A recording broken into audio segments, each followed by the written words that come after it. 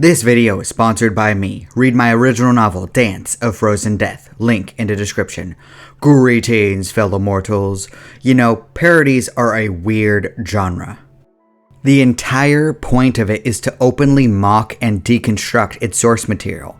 If done without taste, it could anger fans of whatever is getting made fun of. At the same time, it can't exactly be too soft on the original project, because isn't the point of comedy to point out something funny and true?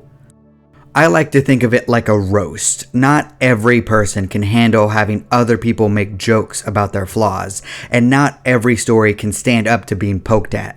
If the wrong target is used for comedy, there can be a big backlash. Obvious statement is obvious.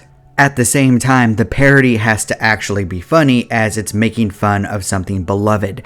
And comedy is difficult, humor is subjective, and a joke can be ruined if the timing is just a little off. It's something that I'm trying to figure out myself with my videos to varying degrees of effectiveness.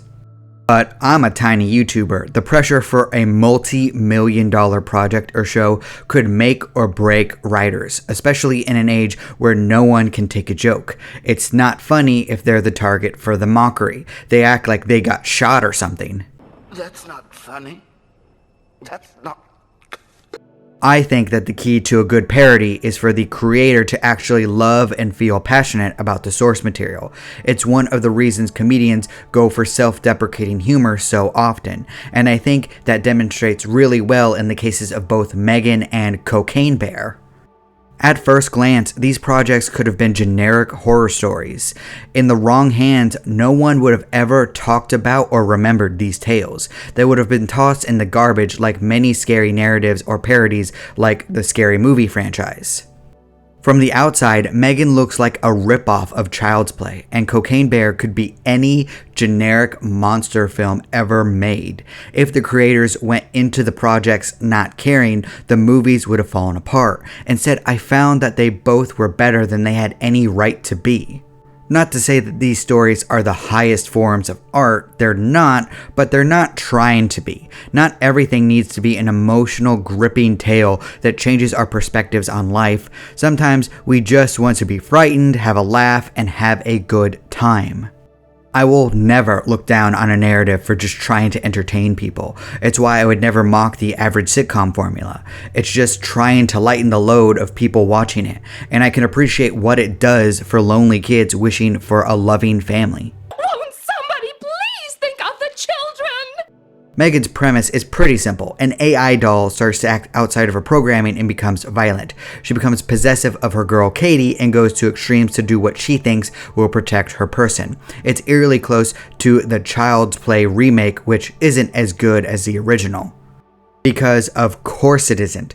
When I saw that M3Gan was releasing in January, I just rolled my eyes. We all know how everyone in entertainment seemingly gives up at the start of the new year. How many horror movies have come out in January that were absolutely awful?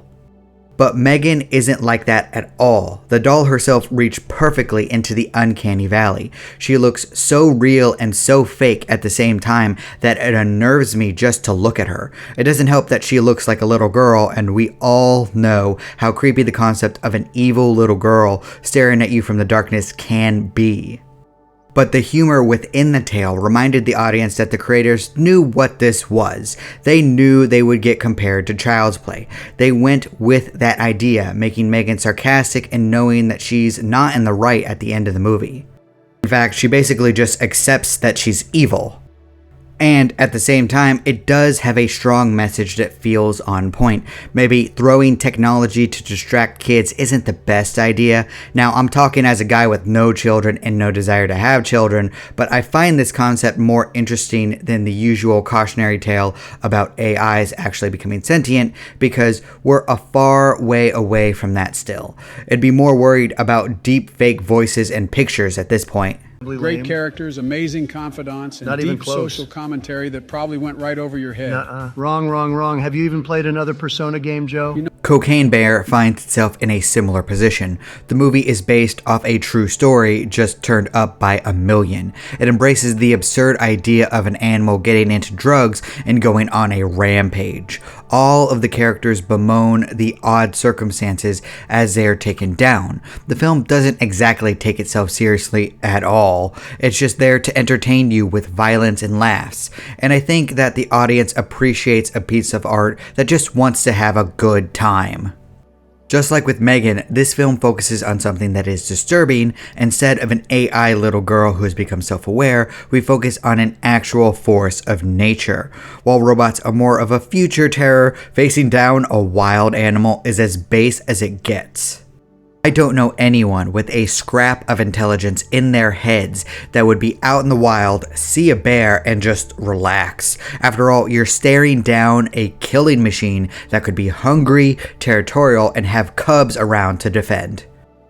And while the comedy and terror of Cocaine Bear are on point, I did find myself interested in the core idea at the center of this. In many ways, the bear was the victim. Everything the beast did was because of human drugs.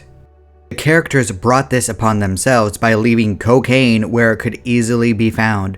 Nature only lashed out because they started it. There's a reason people say don't poke the sleeping bear. The animal will wake up, slap you, and tear you apart.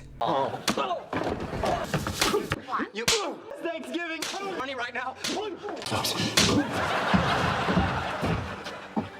That's all of them.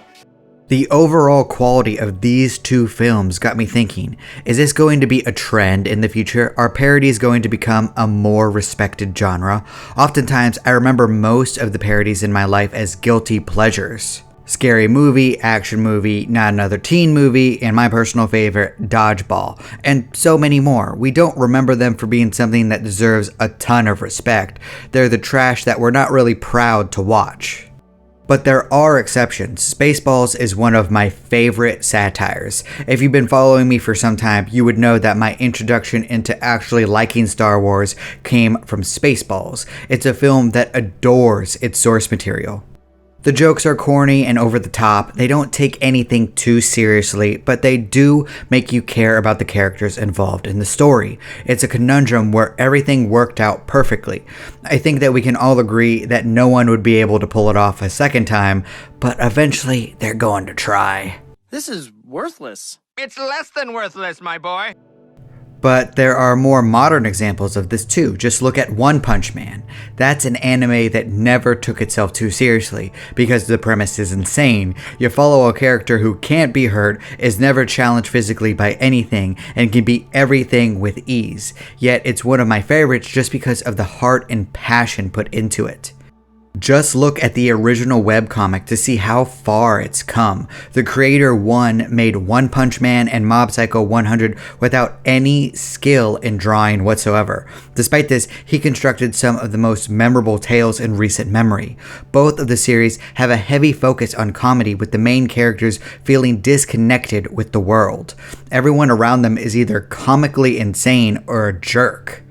Despite the odd premises and focus on absurdity, One makes stories that gripped a worldwide audience. You can tell that he loves superheroes and shonen manga, but he still realizes the tropes and pitfalls of the genres.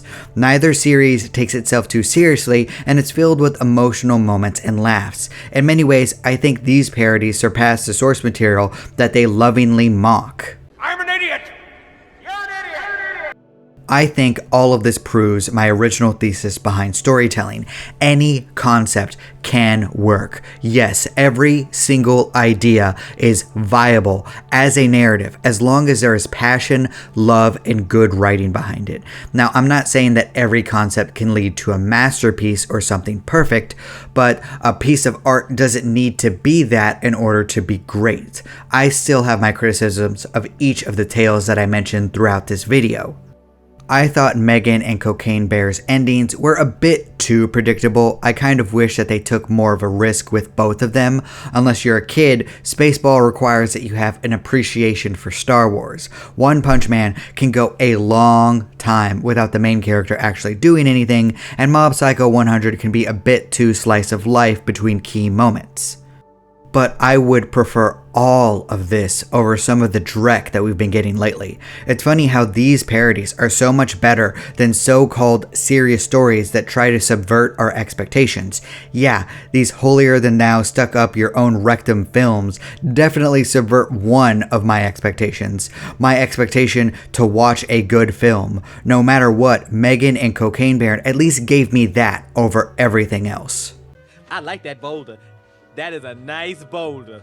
But what do you think? Am I completely off base here? Do you think M3Gan and Cocaine Bear were good? What about Spaceballs or One Punch Man? What's your favorite parody? Please leave a comment down below. I'd love to hear your perspectives. And thank you so much for watching. If you like my takes on storytelling, please consider subscribing and liking the video. It would really help me out. Also, please remember that I just released my original novel, Dance of Frozen Death, Book 1 in the Written in Stone series, link in the description. And my second book, Above Heaven, will be released in May of 2023. I hope that you will check them both out. I appreciate you. Do not despair.